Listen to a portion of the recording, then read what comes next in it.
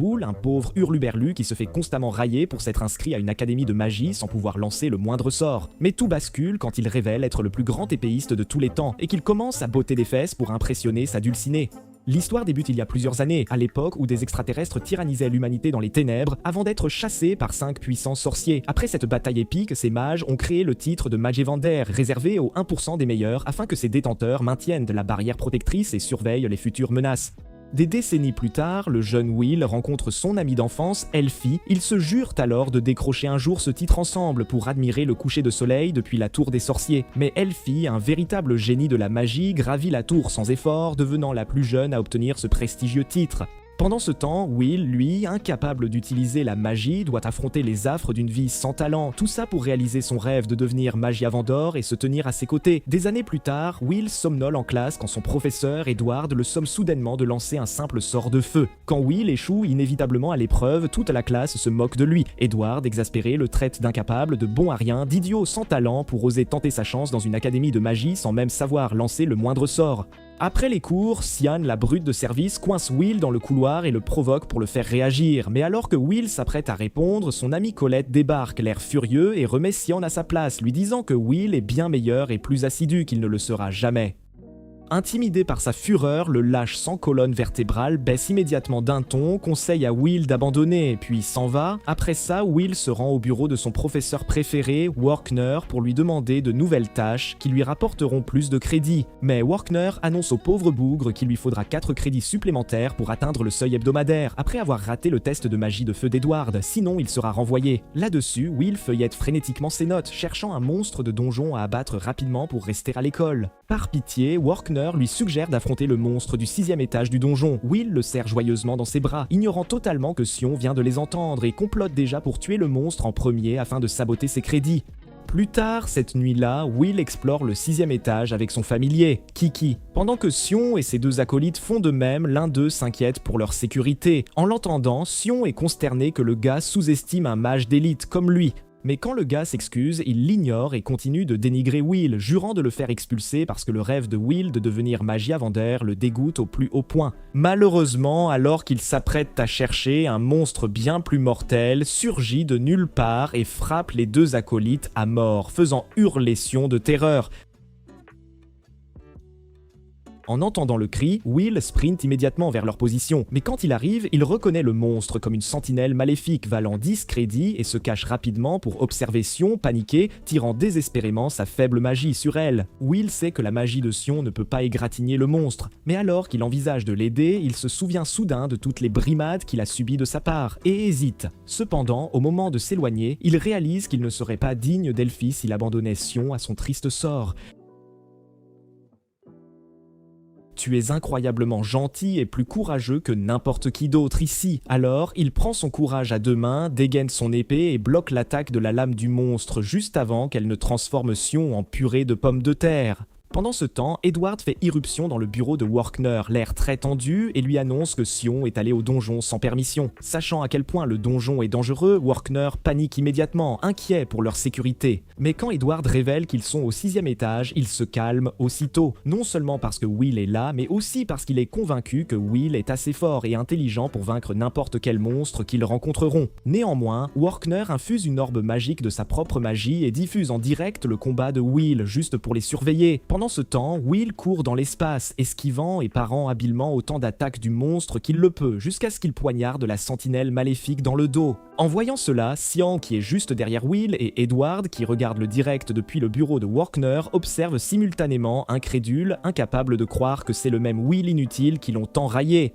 Pendant qu'il regarde, Will continue d'esquiver les attaques du monstre jusqu'à ce qu'il parvienne enfin à lui couper le bras droit d'un seul coup, le forçant à lâcher sa lame. Ensuite, il s'empare de l'épée. Quand le monstre lui tire un rayon de plasma violet, il le tranche et contre-attaque avec une entaille dévastatrice qui anéantit complètement la créature. Le monstre mort, Will se précipite pour vérifier l'état de Sion, mais Edward quitte le bureau de Workner, furieux, refusant de reconnaître Will. Le lendemain, Will reçoit ses 10 crédits, bien mérités.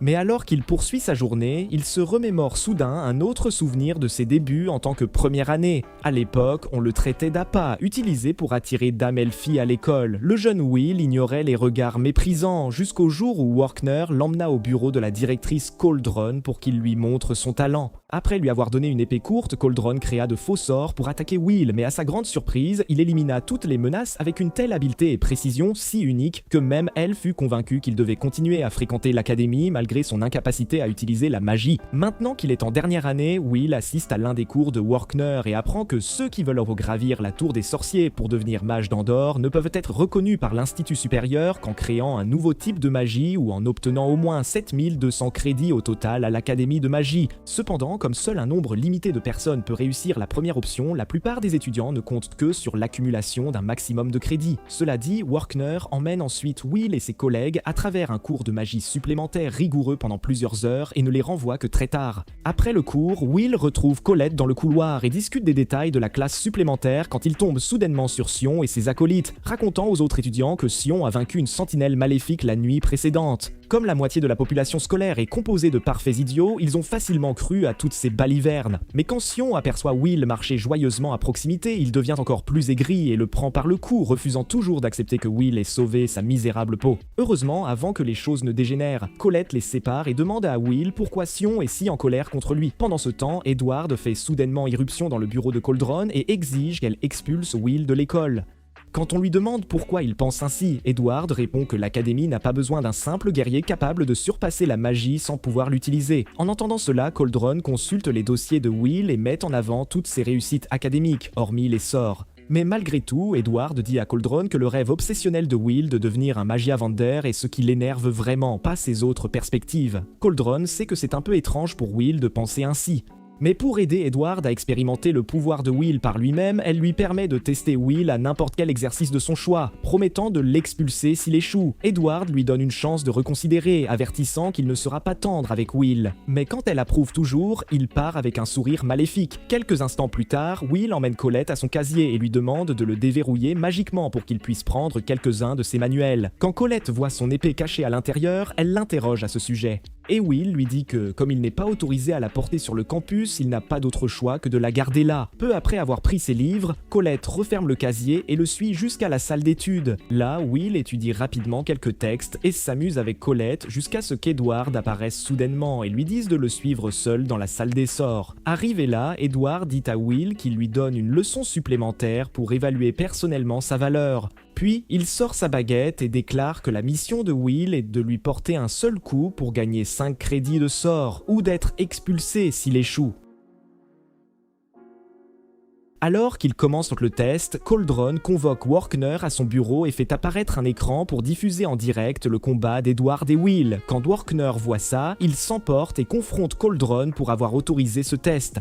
Mais pour sa défense, Cauldron dit qu'elle a besoin que cela se produise pour qu'Edward arrête de se plaindre comme un gamin de la Gen Alpha scotché à son iPad. Confus, Workner lui rappelle qu'Edward est toujours le plus proche de devenir un mage d'Andorre et qu'il a même atteint le sommet de la tour des sorciers. Mais malgré tout, Cauldron refuse de céder. À ce moment-là, Edward agite sa baguette comme un apprenti Harry Potter de Poudlard et invoque un sort de magie noire de bas niveau appelé Dax Darbakins. L'explosion d'énergie noire qui en résulte met Will en mode Light Yagami. Mais quand il tente d'attaquer Edward par surprise avec un coup de pied, il réalise vite que son bouclier défensif est imprenable. Tu crois pouvoir percer un bouclier magique à coups de pied, petit malin ? Irrité par une attaque si minable, Edward augmente son intensité magique et projette le gars à plusieurs mètres en arrière jusqu'à ce qu'il atterrisse au sol. Cependant, au lieu d'abandonner, Will se remet sur pied, reconnaît le pouvoir d'Edward et attend le deuxième round tandis que Kiki se précipite hors de la pièce pour retrouver Colette.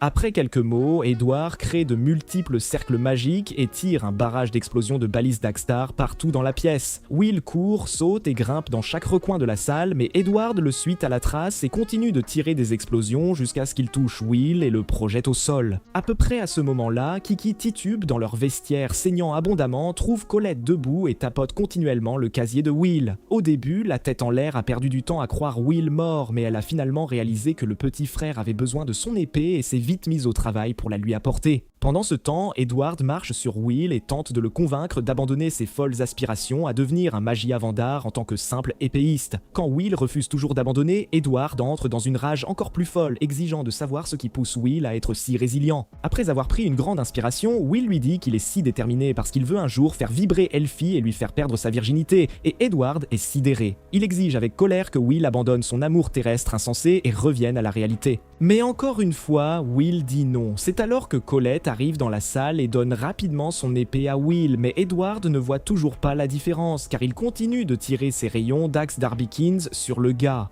Quand Will tranche son attaque, Edward déchaîne un autre barrage magique sur lui, et bien que Will devienne si tremblant qu'il ne peut plus bouger, il avance quand même, tranchant les rayons magiques quand il le peut et plongeant à travers les autres. Une fois assez proche du bouclier d'Edward, Will bondit vers le plafond de la salle et traverse un angle mort du bouclier défensif d'Edward par le haut, le brisant. Puis, avant qu'Edward ne puisse réagir, il lui fait une petite coupure sur la joue, signalant qu'il a porté un coup et mettant fin au test par sa victoire. Se sentant vaincu, Edward accorde à Will ses 5 crédits de sort et s'en va discrètement. Mais Cauldron et Walkner célèbrent la victoire de Will contre toute attente. Quelques jours plus tard, alors que Will exerce son autre métier de livreur de journaux, il se remémore un autre souvenir crucial partagé avec Elfie et Walkner il y a des années. Le jour où elle est montée à la tour des sorciers. Après leurs adieux habituels, Will a promis en larmes à Elfie qu'il endurerait toute la honte et tous les obstacles à venir et qu'ils monteraient à la tour des sorciers pour accomplir leur promesse d'enfance de regarder le coucher de soleil ensemble. En entendant cela, Elfie pleure et assure au pauvre Will qu'elle l'attendra dans les cieux. Mais après son ascension, Will a promis à Walkner que ce serait la dernière fois qu'il pleurerait pour quoi que ce soit. Alors qu'il revient à la réalité, Will continue de livrer les nouvelles du matin avec Kiki à ses côtés. Quand il remarque soudain qu'il a accidentellement laissé tomber une des feuilles de nouvelles. En allant la ramasser, il jette un coup d'œil aux informations et découvre que sa petite amie Canaan, Elfie, a créé un autre sort de magie originale, faisant d'elle la première mage à inventer 12 magies en tant que magie d'Andorre. En lisant plus loin, il découvre également que l'Institut supérieur vient de transmettre un ordre de la Tour des Sorciers elle-même, avec Elfie comme cliente, demandant aux étudiants intéressés de l'aider à collecter des noyaux de glace de marcheurs de givre pour sa nouvelle expérience et quelques crédits supplémentaires. Will est immédiatement ravi d'avoir enfin l'occasion d'aider sa chérie dans le ciel, alors il se précipite vers sa chambre de dortoir et supplie son colocataire artificier, Rosti, de lui fabriquer un objet magique. Au début, un Rosti confus lui demande pourquoi il est si heureux, mais quand Will lui raconte tout, il lui donne immédiatement le meilleur objet magique de sa collection et le met en route. Quelques instants plus tard, quand Will arrive au 4e étage du donjon, il trouve plusieurs autres étudiants comme lui, y compris Sion, qui tentent également de répondre à la demande d'Elfie et décide de s'enfoncer plus profondément dans le donjon pour voir ce qu'il y trouvera. Peu de temps après, il trouve une étudiante au hasard entourée de 3 monstres griffons de glace et les détruit immédiatement tous d'un seul coup. Après avoir sauvé la jeune femme, il s'approche de la jolie Iris et continue d'explorer le donjon avec elle. Pendant ce temps, Colette et son amie, Rose, assistent à l'une des conférences de Walkner sur la génialité de la création d'un nouveau sort, quand soudain, Rose lui demande ce qu'il pense d'Elfie et de sa récente prouesse d'avoir créé 12 magies. Quand Walkner encense Elfie sans retenue, la qualifiant de l'une des plus grandes magiciennes de tous les temps, Colette devient un peu jalouse et commence même à la condamner pour avoir laissé Will à un sort si horrible. Rose, qui connaît le béguin pas si secret de Colette pour Will, perçoit la jalousie et la taquine à ce sujet, provoquant une crise de nerfs chez la pauvre Colette en plein cours. De retour au 4e étage, Iris se présente comme une étudiante de classe inférieure et reconnaît Will comme le ringard sans talent sans précédent. Embarrassé, Will lui demande si ça la dérange de marcher avec lui, mais Iris répond qu'elle ne peut pas dire du mal de quelqu'un d'assez courageux pour la sauver ainsi. Alors qu'ils poursuivent leur exploration, Will révèle que jusqu'à présent, ils ne savent toujours pas à quoi ressemble le vrai ciel, car les Magia Vanders résidant dans la tour des sorciers sacrifient une énergie magique colossale pour maintenir la grande barrière et créer un faux ciel. Si l'on n'y prend pas garde, la barrière pourrait bientôt tomber, plongeant le monde entier dans les ténèbres une fois de plus. Alors, pour éviter cela, Will et les autres étudiants travaillent sans relâche pour exécuter des ordres comme celui-ci afin de maintenir le ciel en place. Peu de temps après, Iris commence à idolâtrer Elfie comme une fanatique de Taylor Swift. Mais pendant qu'elle y est, Will et Kiki remarquent un objet étrange sur la plaque de glace voisine et l'examinent, seulement pour découvrir qu'il y a un marcheur de givre super puissant dans une grotte devant eux. Imperturbable, Will se dirige vers la grotte pour le combattre et ignore le conseil d'Iris de laisser les vrais mages venir les aider. Une fois à l'intérieur de la grotte, ils s'arment pour la bataille et en quelques secondes, le monstre leur saute dessus par le haut. Grâce à ses sens aiguisés, Will le voit arriver et met Iris et lui-même à l'abri en toute sécurité. Mais une fois la poussière retombée, Iris identifie le monstre comme un Frost Rex, la forme la plus élevée d'un monstre marcheur de givre qui vaut également 6 crédits. Bientôt, le monstre tire un rayon de glace sur Will, mais il l'esquive, dépose Iris et lui dit de lui tenir sa bière pendant qu'il le vainc. Effrayé, Iris le prévient de ne pas utiliser d'attaque physique sur le monstre car il gèle tout ce qu'il touche. Mais Will l'assure de ne pas s'inquiéter pour lui car il a déjà vaincu des monstres comme celui-ci à de multiples reprises. Cela dit, Will enfile ensuite l'objet magique de Rosti qui s'avère être un mécanisme de corde équipé de bombes et esquive tous les rayons de glace du Frost Rex jusqu'à ce qu'il trouve une ouverture. Puis il enroule habilement les cordes magiques de Rosti autour du corps du monstre jusqu'à ce qu'il soit satisfait, saute devant la créature endurant ses rayons de glace et active l'accessoire spécial de feu magique qui enflamme toutes les cordes. Comme le Frost Rex est très vulnérable aux attaques de feu et d'explosion, Will reste immobile à une distance sûre et regarde le feu consumer les cordes jusqu'à atteindre les bombes à l'extrémité. En quelques secondes, les bombes explosent et le monstre Frost Rex est réduit en petits glaçons, laissant Will victorieux une fois de plus. Après coup, il rétracte le mécanisme de corde dans son compartiment, mais alors Iris, qui a tout vu, révèle soudainement un côté plus sinistre d'elle-même pendant que Will est distrait et se parle à elle-même sur la façon de rédiger son rapport. Peu après avoir récupéré le noyau de glace du Frost Rex, Will demande à Iris si elle est prête à rentrer, mais pour l'empêcher de découvrir qu'elle est une espionne pour les Magia Vendors de la tour, elle reprend vite sa personnalité joyeuse et insouciante et le suit chez lui. Plus tard, ce soir-là, Iris monte à la tour des sorciers pour rapporter ses découvertes aux Magia Vendors, y compris Elfie. À en juger par tout ce qu'elle a vu faire Will, elle conclut qu'il est un guerrier très talentueux qui pourrait bien avoir assez de potentiel pour gravir la tour un jour. Cependant, lorsqu'elle présente une recommandation pour que Will obtienne un poste à la tour, tous les Magia Vendors, sauf Elfie, prennent Will pour un guerrier sans talent avec un grave complexe d'infériorité et rejettent immédiatement la recommandation. Puisqu'il n'y a personne d'autre d'assez qualifié pour gravir la tour, ils décident finalement de recruter des mages talentueux lors du grand festival de magie qui approche, et d'engager le mage qui parviendra à se hisser au sommet en tant que vainqueur du tournoi de magie. Cela dit, ils mettent fin à la réunion sans préavis, ne laissant qu'Elfie dans la pièce, souriant au noyau de glace du Frost Rex que Will a récupéré. Le lendemain, à l'académie, tous les étudiants de dernière année, y compris Will, sont conduits dans une salle pour un examen pratique où chacun d'eux sera opposé à des golems magiques hostiles dans une bataille simulée.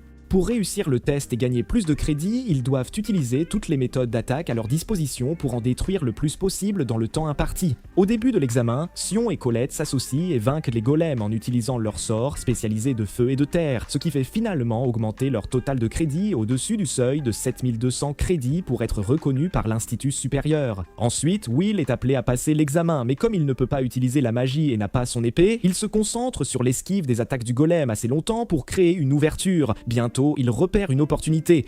Mais alors qu'il est sur le point de l'exploiter, il est distrait par les idiots sans cervelle qui le dénigrent sur le côté et se fait frapper par surprise par le golem, échouant finalement à l'examen. Ensuite, 2 des 3 meilleurs élèves de la classe de Will, Léana, une mage de foudre, et Wignal, un mage elfe maîtrisant le vent, montent sur scène et détruisent avec une élégance folle leurs golems respectifs, l'une avec des flèches de foudre, l'autre avec une magie de tornade éolienne. Après leur performance, leurs crédits totaux sont portés à 10 000 points. Mais alors qu'ils s'apprêtent à clore la journée, le 3e meilleur élève de la classe, Julius, fait son apparition, anéantit les golems restants avec un sort de glace spectaculaire, et voit lui aussi ses crédits totaux dépasser les 10 000 points. L'examen terminé, le pauvre Will s'éloigne de toute cette agitation et s'adosse à un pilier, remettant en question ses choix de vie. Ayant échoué à cet examen crucial, il est bloqué à de misérables 5400 crédits, ce qui est insuffisant pour obtenir son diplôme et encore moins pour être remarqué par l'Institut supérieur. Cependant, alors qu'il envisage de vendre son âme, Julius apparaît avec ses laquais et dénigre Will juste parce qu'il existe. Quelques instants plus tard, pendant la pause déjeuner, Colette s'assied avec Will à la cafétéria et tente de le convaincre de s'inscrire au prochain grand festival de magie pour y démontrer ses talents d'épéiste. Ainsi, les mages supérieurs pourraient l'embaucher pour un poste à la tour. Bien que l'événement soit principalement destiné aux mages, Colette rappelle à Will les 5 factions magiques dirigées par le mage actuel d'Andre et lui dit que s'il est repéré par l'une d'elles, il pourra sauter la remise des diplômes et gravir rapidement les échelons de la tour. Will sait qu'elle a tout à fait raison, mais plutôt que de se donner une chance de briller, il doute encore de lui-même et décide plutôt de travailler aux opérations comme la dernière fois. Après le déjeuner, Colette et Will retournent à leur vestiaire pour récupérer du matériel d'étude. Cependant, en arrivant, Colette détecte une fine barrière magique recouvrant le casier en face du sien et de celui de Will. Elle demande à Kiki de briser la barrière avec sa pierre magique frontale, puis elle et Will ouvrent le casier pour y découvrir un escalier bien dissimulé menant à une sorte de sous-sol secret. Après être descendus, ils réalisent que ce sous-sol secret est en fait un cercle de paris clandestin illégal où des étudiants avides d'argent viennent miser sur les participants du grand festival de magie. Ils décident alors de continuer d'enquêter. Peu après, ils aperçoivent Sion en train de piquer une crise et Will l'interpelle. Dès que Sion voit Will, il redevient agressif, mais Colette le remet à sa place et lui demande pourquoi il traîne avec ces individus mécontents. Alors que Sion s'apprête à répondre, ses nouveaux laquais le taquinent en disant qu'il est jaloux de Lehana, Vignol et Julius, les 3 meilleurs élèves. Mais Sion explique après une nouvelle crise qu'il ne fait qu'évaluer leur sort pour l'événement à venir, puis il s'en va. Après les cours ce soir-là, Colette essaie de passer du temps avec Will, mais il refuse, lui disant qu'il doit aller travailler très bientôt pour payer les frais de scolarité de son académie. Et bien que cela la déçoive un peu, Will y va quand même. À la tombée de la nuit, il commence son service en tant que serveur dans la taverne naine, située en périphérie de la ville, et fait de son mieux pour servir tous les nains travailleurs qui viennent s'y détendre après une dure journée. Quelques minutes après le début de son service, il sert un vieux nain qu'il apprécie beaucoup, Monsieur Donant, et discute avec lui du grand festival de magie à venir. Après avoir réalisé à quel point il est difficile pour Will de joindre les deux bouts financièrement, Donant lui suggère de s'inscrire au festival, mais Will lui dit frénétiquement qu'il ne peut pas encore le faire. Au même moment, la propriétaire et cuisinière de la taverne, Mademoiselle Gina, l'appelle pour une autre commande et Rusty, qui est là pour l'aider, le rejoint également. Quelques heures plus tard, alors qu'ils font la vaisselle, Will discute de son étrange attachement au nain avec Rusty quand soudain, Julius et ses 2 laquais font irruption dans la taverne pour semer le trouble. Quand Julius aperçoit Will en train de nettoyer dans la cuisine, il lâche un rire sarcastique et changeant et l'insulte de traîner avec les nains qu'il qualifie aussi de barbares. En entendant Julius traiter les siens de barbares, Donant est assez énervé pour réagir. Mais Julius remarque sa réaction et condamne encore plus les nains, les traitant de race inférieure ayant immigré dans leur ville depuis un autre monde. Il s'avère que l'ancien monde des nains a été détruit par l'armée céleste. Mais dans le feu de l'action, une petite poignée d'entre eux s'est échappée et y a trouvé refuge. Sachant cela, Julius profère quelques insultes supplémentaires. Puis il s'assied à une table avec ses laquais et exige qu'on lui serve à manger et à boire. Will voit clairement la rage dans les yeux de Donant, mais pour éviter une bagarre majeure, il demande à Rusty de servir à Julius et à ses acolytes minables un plat de haricots. Cependant, plutôt que de manger, les 3 guignols le dénigrent et discriminent les nains jusqu'à ce que Will décide qu'il en a assez et exige qu'ils retirent leur insulte. Malheureusement, Julius a l'intelligence d'une huître, alors, plutôt que de s'exécuter, il donne un coup de pied dans le plat et le renverse sur Will. Enragé, Will attrape calmement les laquais de Julius et les assomme d'un seul coup. Puis il fixe Julius du regard comme pour le défier. Voyant cela, Julius gèle toute la taverne et attaque Will avec plusieurs mines de glace. Will fait de son mieux pour esquiver la plupart des attaques, mais finalement, le génie arrogant parvient d'une manière ou d'une autre à le plaquer contre le mur. Suite à cela, il marche vers Will pour l'achever, mais quand il voit la détermination dans ses yeux, Julius l'épargne et lui dit de s'inscrire au grand festival de magie en tant que combattant afin de pouvoir l'humilier devant un public plus large. Imperturbable, Will accepte avec confiance la demande de Julius, à condition que Julius s'excuse auprès de Donnan et des autres s'il perd. Quelques jours plus tard, le grand festival de magie débute officiellement au stade de l'Académie. Après le discours d'ouverture animé par Coldron, tout le stade explose en feux d'artifice et cris de joie, tandis que les éclaireurs de la tour et des autres capitales gardent les yeux rivés sur l'arène pour repérer de nouveaux talents. Pour la première épreuve du festival, la course aérienne, Liana concourt et maîtrise le vent sans transpirer. Pendant ce temps, Siam et ses laquais discutent de sa participation à l'événement de l'après-midi le plus attendu du grand festival de magie, l'attaque de la couronne. Comme chaque équipe doit compter 3 élèves, il s'avère que Colette l'a approché plus tôt dans la journée et l'a supplié de rejoindre son équipe pour compléter leur effectif. En paillasson sans fierté, Sian a rejoint son équipe sans hésiter, ignorant que Will était également là. Cependant, dès qu'il découvre que Will fait aussi partie de leur équipe, il se sent trahi et exige de savoir pourquoi Colette l'a manipulé. Colette répond, lui disant que c'est parce qu'ils avaient besoin de quelqu'un comme lui, avec beaucoup de crédit pour compenser le handicap de leur équipe,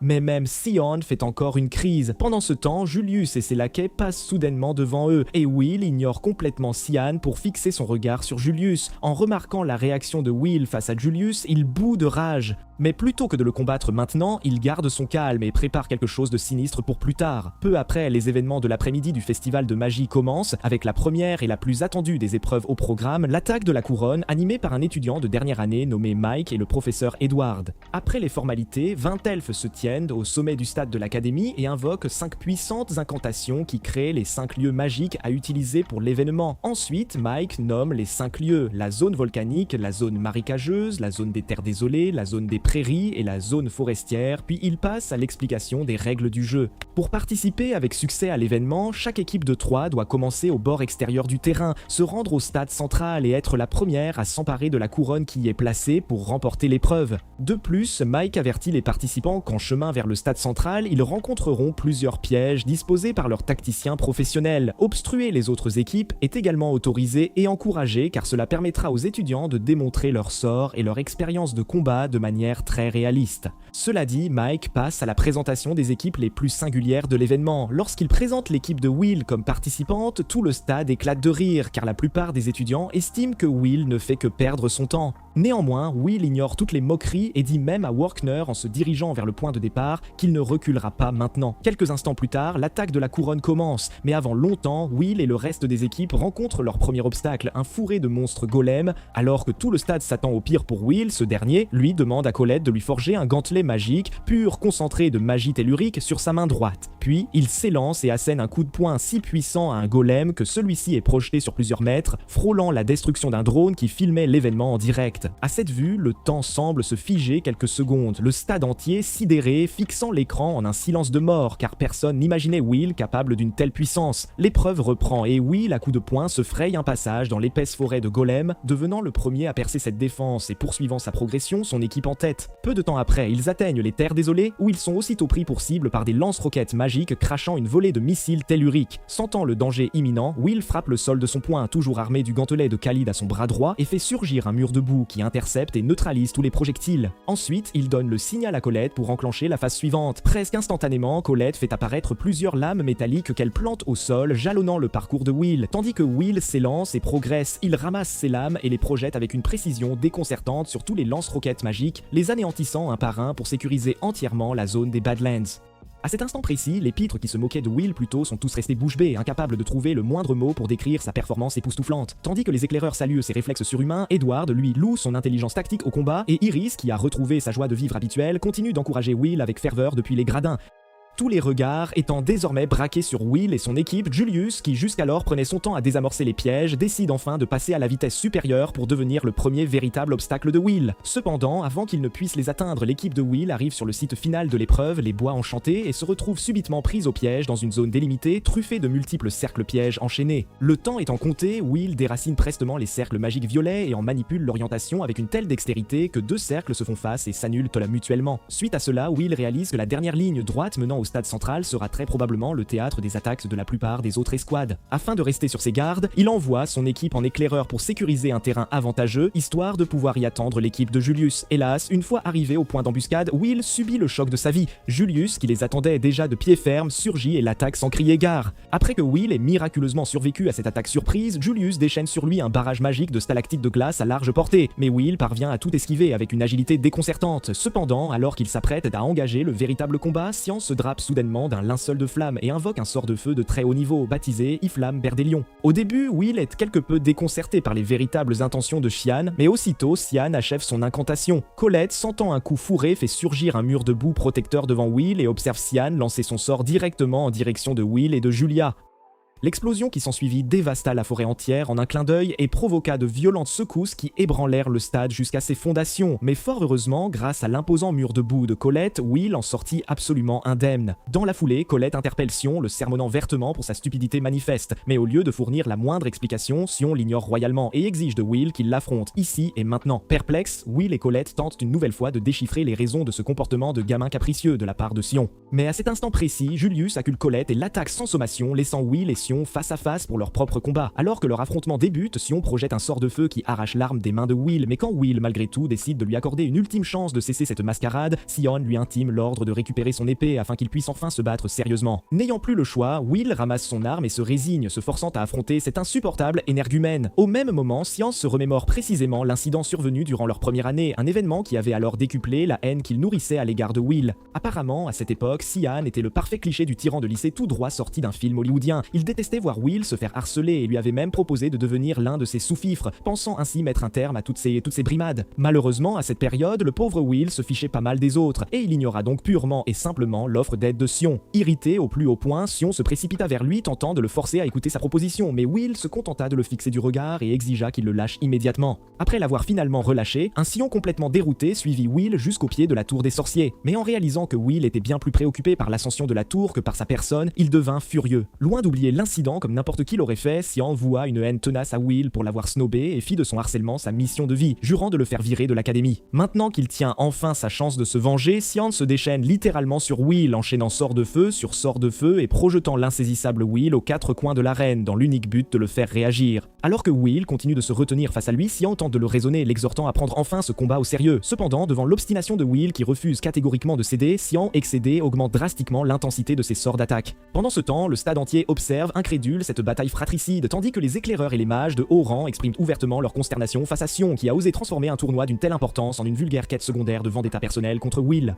Tandis que l'événement bat son plein, Iris s'installe aux côtés de Rosti et entame une discussion des plus passives-agressives concernant les sentiments d'Iris envers Will. Rosti, lui, se montre curieusement piquant. Mais quand Iris sort un étrange lorsqu'il évoque ses propres sentiments pour qu'elle respecte sincèrement Will, Rosti la laisse aussitôt tranquille. Pendant ce temps, Colette est aperçue, tentant désespérément d'échapper aux attaques de magie de glace de Julia, sans se douter un instant que cette vipère la mène droit vers un autre piège à cercles enchaînés. Dès qu'elle s'approche suffisamment, Julius l'attaque de manière frénétique et imprévisible, la contraignant à ériger un mur de terre. Ce geste, à son tour, déclenche le piège qui la projette violemment dans les airs. Colette étant désormais hors de combat, Julius passe sans tarder à la phase suivante de ses machiavéliques plans d'attaque. Il crée alors des clones de glace à son effigie, les dépêche auprès de chaque équipe rivale fonçant vers le stade central et leur ordonne de saboter leur progression afin que sa propre équipe puisse prendre une avance décisive. Peu de temps après, l'un de ces clones atteint l'équipe de Wignall, mais plutôt que de s'attarder inutilement, Wignall anéantit le clone d'un unique sort de magie éolienne et poursuit sa route sans ciller. De retour au stade central, une elfe introvertie du nom de Phyllis évalue les compétences magiques de Wignall en compagnie de son partenaire, Lafayette, et leur attribue une note plutôt médiocre. Cependant, tandis que le duo continue de jacasser sans fin, Gordon, l'un des larbins de Signe, interpelle Lyril, l'autre sous-fifre de Sian, pour lui demander s'il a la moindre idée de ce qui prend à Sian pour qu'il ose un coup aussi stupide. Eh bien, d'une manière assez tordue, Lyril tente de justifier les agissements de Saiyan, prétendant que ce dernier ne fait tout cela que pour le bien de Will. Quant à Will, qui peine désespérément à suivre le rythme, il ne cesse de se demander pourquoi Sion le hait à ce point. Dans une tentative désespérée de comprendre, il se remémore le même souvenir que Sion venait d'évoquer et justifie sa réaction brutale face à la gentillesse de Sion par le fait qu'il devait absolument garder ses priorités. À l'époque, Will savait qu'il ne pouvait pas se permettre de se faire des amis et de détourner les yeux de son objectif sous peine de rater sa chance avec Elfie et de finir sa vie en puceau.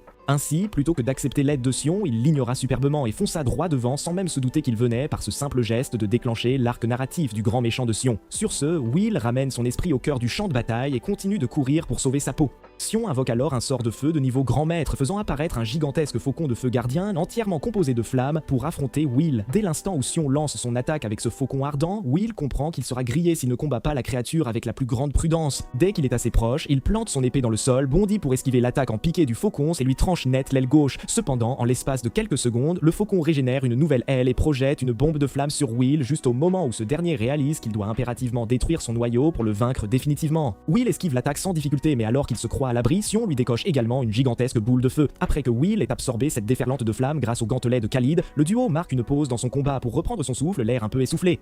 Pendant ce temps, les éclaireurs de retour au stade sont littéralement fous de joie, exultants surtout après avoir été témoins de Sion lançant des sorts d'un tel niveau comme l'Iflam Burdalion ou même l'invocation du majestueux faucon gardien. Un mage de haut rang en particulier, Raj, prononce distinctement le nom de Sion et donne des instructions claires à ses subordonnés. Ils doivent informer Cario, le mage Yavandir à la tête de la faction des Flammes, qu'ils ont officiellement sélectionné Sion comme un prospect de choix. Après avoir repris leur souffle, Sion s'emporte de nouveau contre Will, lui reprochant avec véhémence de ne pas prendre leur combat au sérieux. Mais sérieusement, Will lui demande alors pourquoi ils se battent. Au fond, en guise de réponse, Sion moment cherche à attiser la rage de Will en lui remémorant toutes les horribles choses qu'il lui a faites par le passé. Et bien que Will admette être passablement énervé contre Shiyan pour son comportement de sale gosse, il lui rétorque qu'il doit, pour l'heure, se concentrer sur son affrontement avec Julius. En entendant cela, Shiyan s'irrite encore davantage de voir Will l'ignorer toujours, exactement comme autrefois, et ce pour un type comme Julius. Alors qu'il continue de s'épancher avec fureur, Sion se trahit accidentellement, révélant indirectement à Will que tout ce qu'il avait toujours désiré, c'était que Will prenne leur amitié au sérieux afin qu'ils puissent enfin se reconnaître et s'estimer mutuellement. Sur ces mots, Will comprend instantanément toute la situation et décide de se lancer à fond. Alors qu'ils entament la deuxième manche de leur affrontement, Sion déchaîne des sorts de destruction de feu à grande échelle, les combinant habilement avec l'attaque dévastatrice de son faucon ardent. Grâce à ses compétences d'observation d'une acuité remarquable, Will ne se contente pas de se faufiler habilement à travers les attaques de feu, mais il parvient également à détruire le noyau du monstre faucon. Immédiatement après, il réduit drastiquement la distance qui les sépare.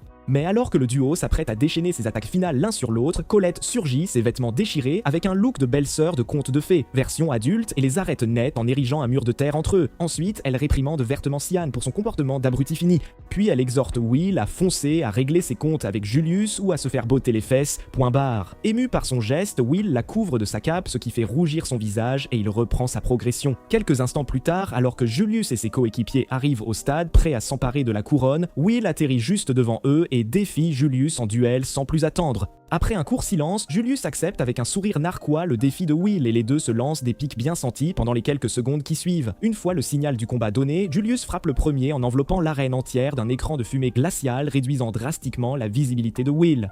À cet instant, Will ignorait totalement que Julius était capable de créer des clones de glace. Ainsi, dès qu'il détecta le moindre mouvement à travers l'écran de fumée, il les prit tous, sans exception, pour le véritable Julius et ses deux autres coéquipiers se méprenant complètement. Peu après, Julius l'attaque sournoisement par derrière avec un énorme rocher de glace. Mais après l'avoir esquivé de justesse, Will continue de courir sans relâche pour éviter d'être pris au dépourvu. Pendant ce temps, Julius ne cesse de l'assaillir de projectiles, mais Will les esquive tous, bondissant de haut en bas tel un singe agile jusqu'à ce qu'il parvienne à localiser précisément l'emplacement de l'un des clones. Croyant avoir affaire au véritable Julius, il se jette sur lui pour l'attaquer, mais une autre attaque de rocher de glace surgit de nulle part. Par chance, il l'esquive de justesse, mais une fois que l'écran de fumée glaciale se dissipe et que les clones sont révélés, Will et l'ensemble des spectateurs restent figés dans un choc extrême, réalisant que Julius et ses coéquipiers n'ont pas bougé d'un pouce. Au début, un Will complètement dérouté prend ce sort de clonage pour une simple magie d'illusion, mais alors qu'il tente de percer le secret de la magie de Julius, ce dernier rapproche l'un de ses clones de Will de manière inquiétante et le fait exploser, libérant un puissant iceberg qui immobilise et cloue Will sur place sans échappatoire.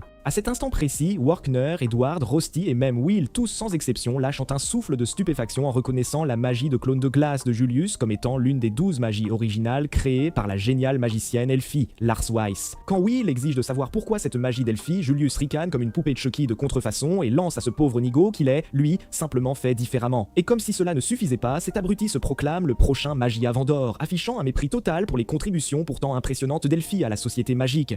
Tout cela fait tilt dans la tête de Will, tandis que l'arrogant bouffon continue de jacasser sans fin, Will se libère de ses entraves de glace par sa seule force brute et fonce aveuglément sur Julius. Sentant le danger imminent, Julius encercle immédiatement Will avec ses clones de glace et leur ordonne de projeter d'innombrables rochers de glace sur lui venant de toutes les directions. Malheureusement pour Will, alors qu'il tente de se défendre tant bien que mal contre cette pluie d'attaques, Julius le piège dans une cage pyramidale de glace transparente et l'écrase impitoyablement sous une météorite de glace, mettant ainsi un terme définitif à la bataille. À cette vue, le stade entier est plongé dans un silence de mort, sous le choc, mais Julius, loin de s'arrêter là, crée encore plus de clones de glace et commence à annoncer aux éclaireurs et aux spectateurs qu'il sera le digne successeur de Dame Elfie, le prochain mage de glace d'Andorre. Cependant, alors que le stade entier éclate en acclamations frénétiques pour Julius, sa météorite de glace se fissure soudainement, et avant même que Julius et ses acolytes n'aient le temps de réagir, Will s'en extirpe, l'air parfaitement calme et d'un sang-froid imperturbable. À cette vue, Julius, imperturbable, relance l'attaque, mais cette fois-ci, Will ne se contente pas d'esquiver les assauts. Il disparaît également pour assommer les deux coéquipiers de Julius en les frappant d'en haut. Edward reconnaît aussitôt cette stratégie, identique à celle que Will avait employée lors de leur épreuve précédente. Et tandis que les clones de Julius s'effritent un à un, Will révèle à l'arrogant Julius qu'il sait pertinemment qu'il s'est reposé sur le soutien de ses deux coéquipiers pour contrôler ses doubles, car il ne peut utiliser la magie d'Elfie que pour de très courts instants. Sur ces révélations, Julius s'effondre lamentablement, car maintenant que Will a percé sa façade, il a complètement perdu le contrôle de la bataille. Alors que Will se moque ouvertement de sa pathétique tentative de ridiculiser Elfie, Julius invoque 4 autres clones de lui-même et lance une nouvelle attaque simultanée de rochers de glace, persuadé que Will sera incapable de distinguer son véritable corps. Cependant, tandis qu'il poursuit son assaut, Will, qui a déjà repéré le véritable Julius avec une précision chirurgicale, se jette sur lui sans hésitation.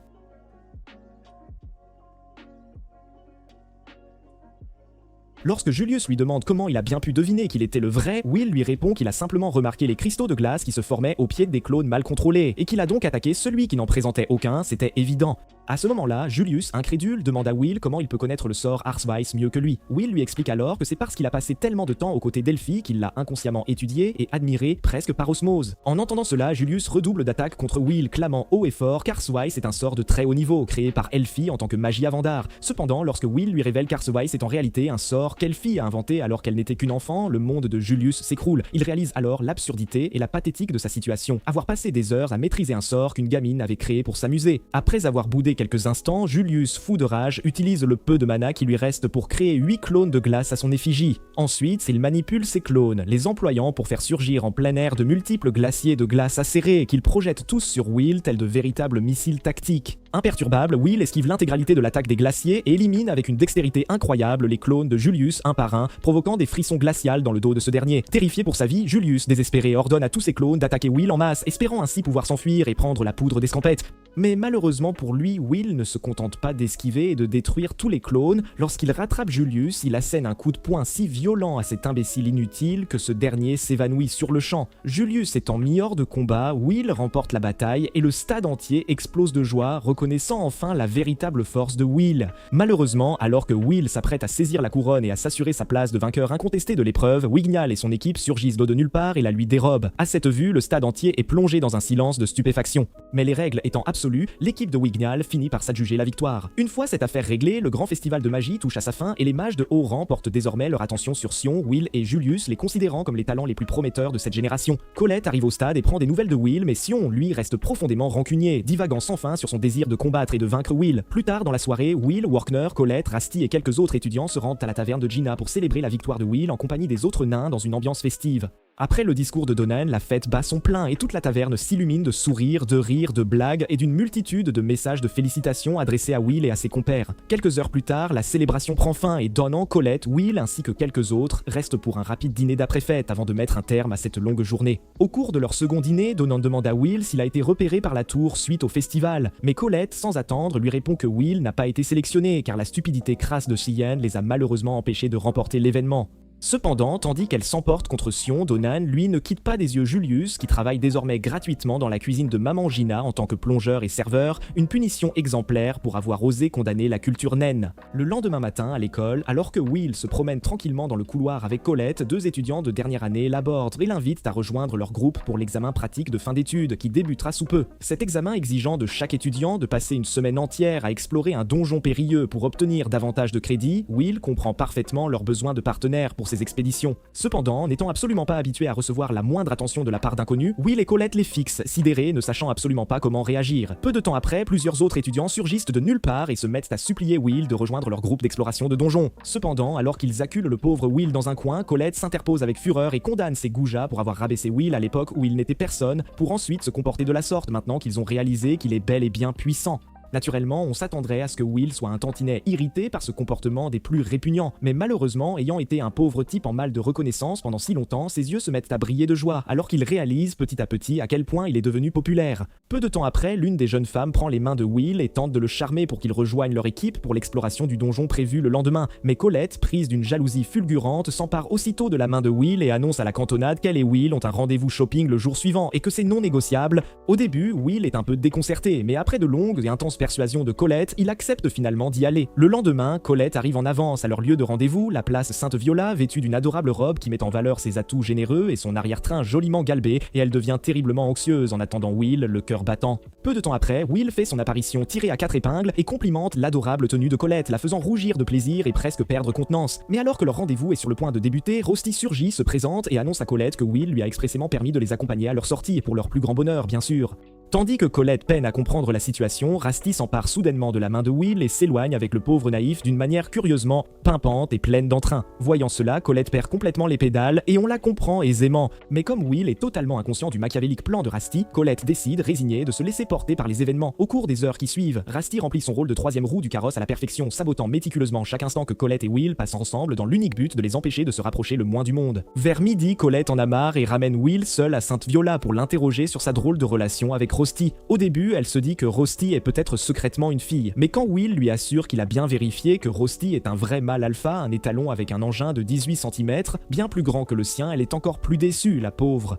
Cependant, alors que leur conversation est sur le point de reprendre, Rosti arrive avec 2 boissons, en donne une à Colette, puis s'assied très près de Will pour partager la sienne. Voyant ça, Colette pète un câble et envoie Will dans une quête absurde, faire vérifier son épée à une forge naine juste pour avoir un peu de temps seul avec Rosti. Une fois Will parti, elle prend une grande inspiration et demande à Rosti s'il est gay et amoureux de Will, et Rosti lui répond joyeusement que oui. Enragée, Colette évoque des choses qu'elle et Will ont faites ensemble par le passé, mais Rosti anéantit sa confiance en lui disant que Will et lui prennent secrètement leur bain ensemble chaque nuit, leur bidule se touchant. Pendant ce temps, en chemin vers la forge, Will est accosté par l'impeccable Lyanna qui l'invite à une réunion secrète ailleurs et l'y conduit. Arrivé dans un salon de thé, Will se retrouve dans la même pièce que Sian, Julius et Wignall. Après les présentations d'usage, Lyanna lui dit qu'elle compte former un groupe avec eux 4 pour l'examen pratique de tous les étudiants, mais Sian et Julius refusent de le laisser se joindre à eux et piquent une crise. Heureusement, avant qu'une autre dispute n'éclate, Wignall lance un sort d'illusion fleurie sur toute la pièce et raisonne Sion. Une fois Sion calmé, Lyanna explique pourquoi elle veut que Will rejoigne leur groupe. Seulement pour que Sion et Julius ouvrent la bouche et remettent en question son jugement. Irrités par leur arrogance, Wignall les traite de minables pathétiques pour avoir méprisé le gars qui les a battus. Mais quand Sion et Julius tentent de répliquer, il leur dit en gros de la fermer et de laisser Lyanna parler vu qu'elle a le plus de crédit.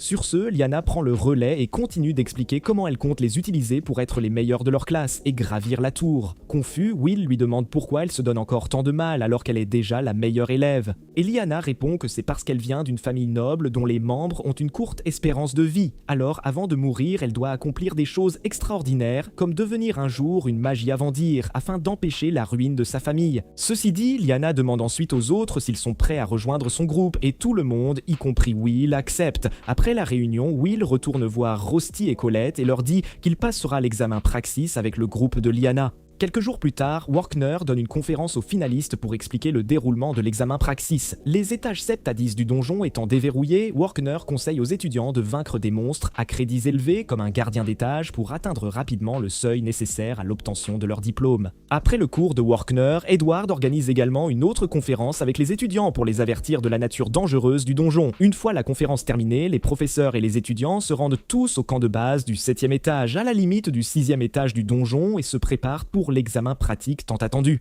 Ce jour-là, Will et Colette disent au revoir à Rosti qui restera en arrière et Edward et Workner rassemblent les finalistes pour un briefing leur rappelant que l'examen durera 1 semaine. Peu après, les professeurs donnent des détails supplémentaires sur les camps de base de chaque étage et tous deux donnent le signal, l'examen commence. Presque instantanément, Will et son groupe sautent au 7e étage pour prendre la tête, mais avant d'aller loin, ils affrontent leurs premiers ennemis, une nuée entière de fourmis cramoisies. Voyant cela, Will flippe à mort.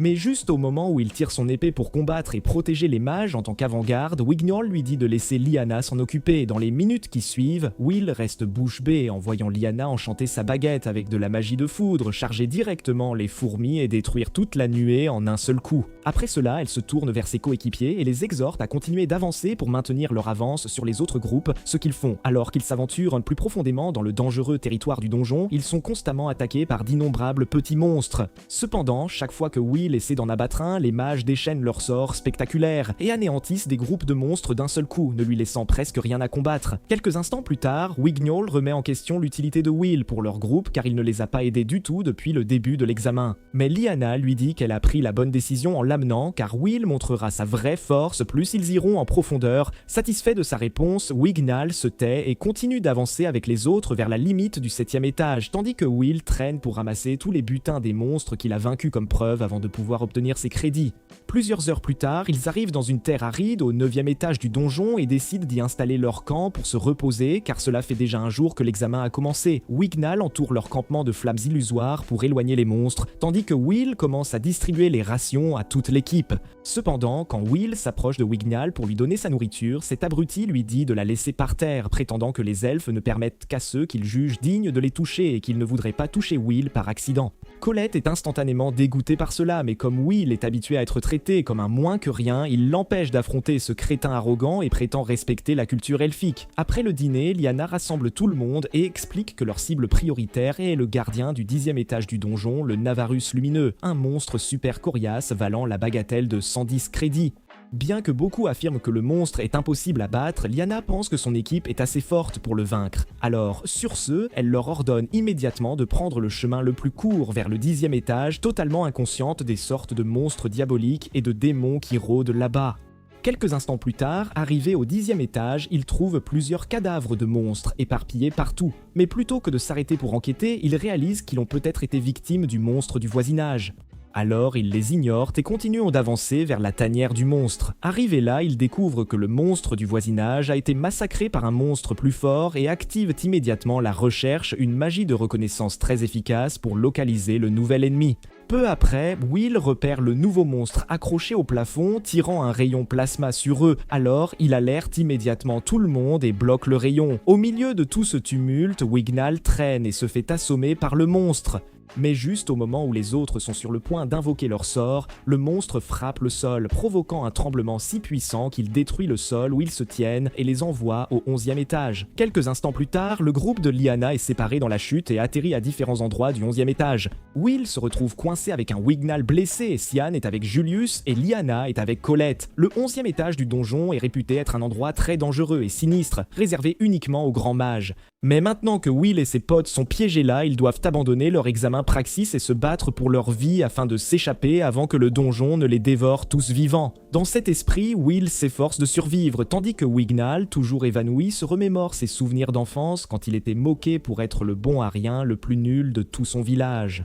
Alors qu'il revit la douleur émotionnelle de l'époque, le pauvre gars se réveille immédiatement en sursaut et trouve Will en train de repousser les monstres qui les attaquent. Une fois que Will remarque qu'il est réveillé, il se précipite pour lui prodiguer les premiers soins à la blessure de son bras gauche.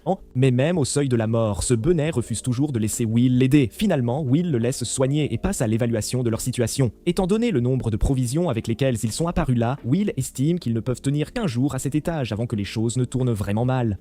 Sachant cela, il dit à Wiggnal que leur meilleure option est de chercher les autres, mais Wiggnal veut qu'il attende les secours. Pendant que Will convainc Wiggnal d'arrêter de traîner, l'une des enseignantes de l'académie, la professeure Elisa, participe à une conférence. Workner, en pleine action, détruit les monstres qui déferlent sur le camp de base du 8e étage, suite à l'attaque sismique du nouveau monstre. Quand Workner demande un rapport de situation, elle lui annonce que leur camp a été anéanti et que plusieurs autres professeurs ont été sauvagement assassinés d'une manière bestiale et effroyable. En entendant cela, Workner raccroche, bien décidé à comprendre ce qui se passe bon sang. C'est alors qu'Edward arrive, tout essoufflé, et lui annonce que l'examen praxis a été annulé, car les anomalies du donjon mettent sérieusement en péril la sécurité des étudiants. Le temps presse, les deux professeurs collaborent pour descendre au 10e étage et enquêter plus en profondeur. Pendant ce temps, Will et Wiggnal parcourent le 11e étage à la recherche de leurs collègues, mais en chemin, Will explique calmement leur méthode pour utiliser le sort de recherche, afin que Wiggnal ne s'épuise pas trop vite. Perplexe, Wiggnal lui demande comment il gère ce revers monumental avec autant de calme. Will lui répond alors qu'il a non seulement étudié chaque parcelle d'informations sur les donjons par le passé, mais qu'il s'est aussi retrouvé bloqué suffisamment de fois pour savoir que garder son sang-froid reste et de loin leur meilleure option.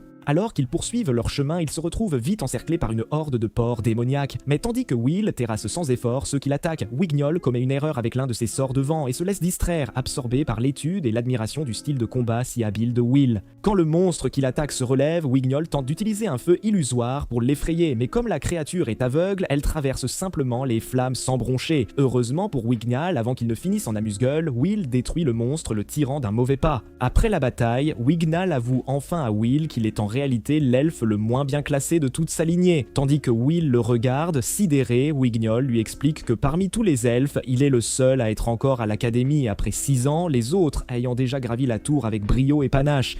La raison principale est que la magie d'illusion de Wiggnol est, disons, plutôt fade comparée à celle des autres elfes. Alors que la plupart des illusions elfiques peuvent prendre une forme physique et même vaincre un ennemi, celles de Wiggnol ne sont rien de plus que des fantasmes immatériels, totalement dépourvus de substance. Quand Will lui rappelle qu'il est tout de même un excellent élève à l'académie, Wignol lui rétorque que tout ça n'est que de la poudre aux yeux. En réalité, ils ne sont tous que des rebuts sans valeur, des restes inférieurs. Sur ce, Wignol décide de raconter à Will l'histoire de la personne qui lui a enseigné le véritable désespoir face à son infériorité, Eleanor. Il y a bien longtemps, Eleanor était une sœur de lait, élevée à ses côtés dans leur pays natal, mais aujourd'hui elle est connue comme la fierté du peuple elfe, l'exaltée reine Eleanor Lois Alf. Quand ils étaient petits, Wignal avoue qu'il avait un faible pour elle. Elle était si mignonne, c'est vrai, mais un jour, en découvrant son immense pouvoir, il a su qu'elle était une puissante haute elfe avec le potentiel de devenir une Magia Vendor, une vraie de vraie.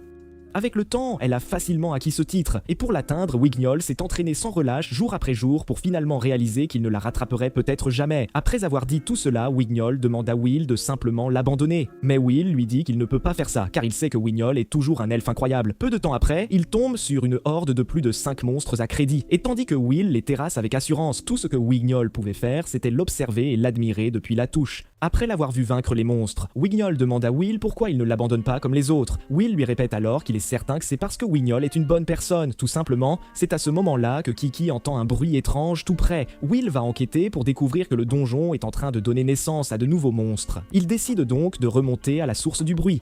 Peu de temps après, il se retrouve devant un énorme œuf de donjon plutôt dégoûtant accroché au plafond de l'étage et s'arrête pour l'observer. C'est alors que l'œuf éclate soudainement, libérant des litres de bave verte façon Ghostbusters, ainsi que des créatures de flammes ignées appelées Bulkers, valant également 11 crédits chacune.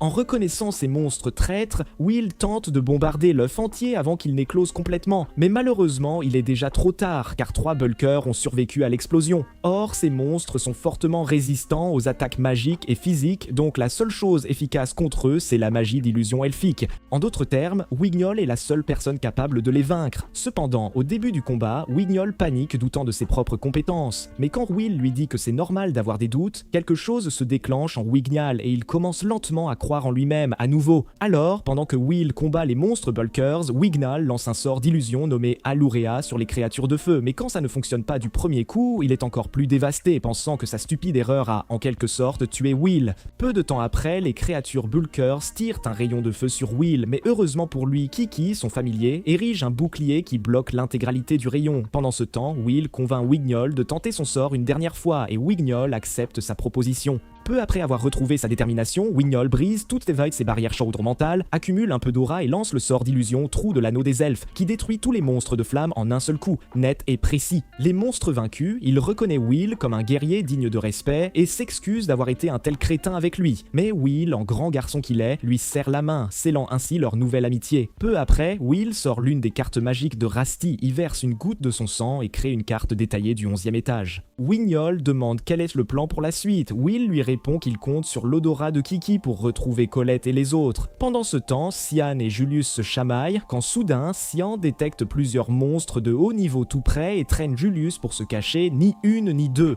Perplexe, Julius lui dit que sa recherche leur avait déjà donné le feu vert, mais Sian lui explique que les monstres là-bas peuvent éviter d'être détectés par les sorts de recherche. Quelques secondes plus tard, plusieurs sentinelles maléfiques apparaissent à leur emplacement, comme par magie. Mais plutôt que de fuir comme il le ferait d'habitude, Sian dit à Julius de créer plusieurs clones de glace et de le soutenir pendant qu'il affronte tous les monstres de front. De retour au camp de base du 8e étage, une horde de sentinelles maléfiques sème également le chaos dans tout l'endroit. Les étudiants font de leur mieux pour échapper à la mort, mais malheureusement, un autre larbin de l'Iral trébuche et risque de se faire écraser. Heureusement pour lui, avant que cela n'arrive, Edward apparaît et détruit la horde entière, le sauvant in extremis. Ensuite, il ordonne aux étudiants survivants d'évacuer vers le 6e étage avant de rejoindre Workner sur sa monture volante pour chercher l'équipe de Lyanna. En chemin, Edward demande à Workner s'il peut localiser leur position actuelle et Workner lui répond qu'ils sont actuellement au 11e étage. Peu de temps après, Will et Wignal arrivent à l'endroit où se trouvent Sian et Julius pour découvrir Sian debout sur un tas de cadavres de monstres. Cependant, alors qu'ils commencent à penser qu'il les a vaincus seuls, Julius surgit, le front ensanglanté, et leur demande s'ils ont déjà vu Lyanna et Colette. À peu près au même moment, Lyanna et Colette sont approchés par un monstre mage sans tête, façon Frankenstein, mais de contrefaçon, portant des vêtements normaux et tenant la tête décapitée d'un professeur de l'académie. Comme il n'a pas de bouche, il écrit ces mots dans les airs par magie et les prononce d'une voix enchantée. Tandis qu'il échange des amabilités avec les filles, son partenaire, un mage humain nommé Mars, apparaît et demande à Colette et Lyanna comment elles ont bien pu arriver au 11e étage. Alors que Colette et Lyanna restent silencieuses, le monstre sans tête raconte précisément comment elles sont arrivées là et Mars le réprimande violemment pour son manque de discrétion d'avoir laissé les étudiants découvrir leur existence. C'est alors qu'une Colette terrifiée demande qui ils sont et pourquoi ils ont une tête de professeur. Mais le monstre se présente comme de simples méchants tout à fait ordinaires, qui cherchent à détruire la grande barrière, celle-là même maintenue par le mage de Vendor. Cela dit, le monstre sans tête envoie une entaille magique pour couper les têtes de Colette et Lyanna. Mais heureusement, Will et les autres arrivent juste à temps et tranchent la magie en plein vol. Peu après, Will fonce sur le monstre sans hésiter. Mais alors qu'il est sur le point de l'attaquer, le monstre le projette violemment contre un mur tout proche. Cependant, au moment où la créature s'apprête à poursuivre son assaut, Mars réalise qu'ils n'ont plus de temps. Il l'entraîne donc hors de là. Pour empêcher les étudiants de les suivre, le monstre sans tête invoque la créature qui les avait attaqués plus tôt, le maléfique Grand-Duc. En voyant cela, Will reconnaît immédiatement à quel point le monstre est réellement dangereux. Alors, quand il leur tire un rayon de plasma dessus, il les avertit tous de l'esquiver pour éviter de se faire éliminer d'un seul coup. Après avoir survécu à la première attaque, Lyanna leur ordonne aussitôt de battre en retraite pour élaborer une stratégie. Mais Wignoll reste en arrière et lance son sort d'illusion de bois pour bloquer le chemin du monstre et le ralentir. Quand le monstre finit par briser l'illusion, il tire un rayon de plasma sur Wignall qui reste là, planté comme un piquet, l'air complètement idiot. Mais avant qu'il ne l'atteigne, Will l'attrape et esquive toutes les attaques suivantes du monstre jusqu'à ce qu'ils soient tous en sécurité. Peu après, Will explique la nature dangereuse du maléfique Grand-Duc aux autres, le qualifiant de prédateur alpha, que l'on trouve habituellement au 25e étage du donjon. Mais malgré tout, Lyanna et les autres ont du mal à comprendre pourquoi ce monstre se trouve même au 11e étage. Pour commencer, comme ils n'ont littéralement pas une seconde à perdre, ils arrêtent de se casser la tête avec le pourquoi et explorent les environs seulement pour réaliser que le monstre Grand-Duc a déjà son armée de gardes et de sentinelles maléfiques à leur trousse, les cherchant partout. À ce stade, Julius commence à céder au désespoir, mais pour leur remonter le moral, Will dit courageusement à ses collègues qu'ils doivent simplement abattre le Grand-Duc et briser sa chaîne de commandement afin que les secours de l'Académie puissent enfin les atteindre. En entendant cela, le lâche et minable Julius commence immédiatement à critiquer Will, affirmant que son plan d'attaque est bien trop risqué. Mais Wignoll l'interrompt et assure à tout le monde, même à Lyanna, que Will est quelqu'un en qui ils peuvent avoir une confiance aveugle, leur vie en dépend. Touchée par les mots de Wignoll, Lyanna nomme Will chef du groupe sur le champ et lui confie leur survie. En entendant cela, Julius continue de se plaindre, mais Will le supplie de collaborer avec eux car le succès de leur plan dépend énormément de sa magie de glace et il finit par accepter à contre-cœur. Après l'avoir convaincu, Will lui explique, ainsi qu'à tous les autres, l'intégralité du plan d'attaque et lance l'assaut. Dans les minutes qui suivent, le monstre Grand-Duc les traque jusqu'à un endroit préétabli et les attaque tous sans distinction. Pendant qu'ils esquivent, Julius positionne ses clones de glace à des points stratégiques et commence à chanter une longue incantation pour un sort très puissant. Le monstre le remarque et détruit certains des clones, mais grâce à l'amélioration secrète Arthways que Will lui a enseigné plus tôt, les autres clones continuent de réciter l'incantation sans le moindre problème. Peu de temps après, le vrai Julius sort de sa cachette et pointe sa baguette sur le monstre alors qu'il approche de la fin de l'incantation. Pour maintenir le monstre distrait, Will fait en sorte que Colette, Sion et Wignall attaquent tous la créature avec des sorts de bas niveau. Puis il bondit haut vers le plafond et assène une attaque en tenaille par le haut sur la tête du maléfique duc. Tandis que le monstre concentre toute son agressivité sur Will, Wignall et les autres continuent là de lui lancer des sorts de bas niveau jusqu'à ce que Julius termine enfin son incantation et tire une rafale de glacier acéré sur la créature. Cependant, quand le sort échoue, Lyanna active immédiatement sa magie de foudre et se jette sur le monstre pour lui porter le coup de grâce, d'autant plus que la magie de glace de Julius est en train de ralentir ses ailes, ce qui est une aubaine. Malheureusement, juste au moment où elle est sur le point de poignarder le monstre au visage, une barrière invisible apparaît automatiquement et bloque son attaque, faisant échouer leur deuxième plan d'assaut. Alors que le monstre contre-attaque avec plusieurs rayons, Will l'apporte et fait ériger un bouclier défensif par Kiki pour les protéger pendant qu'ils échappent aux rayons d'explosion du monstre. Au milieu de tout ce vacarme, l'un des rayons de plasma frappe et détruit les lunettes de Will, celles qu'Elfie lui avait offertes à l'époque, et tout le corps de Will devient mou, sans force. Alors qu'il tombe, Wignoll crée une rafale de vent pour le faire atterrir en douceur et se précipite pour prendre de leurs nouvelles. Cependant, quand le monstre commence à se libérer du barrage de glace de Julius, Lyanna leur ordonne à tous de battre en retraite pendant qu'elle leur fait gagner du temps pour s'échapper, et Wignoll décide de la rejoindre également.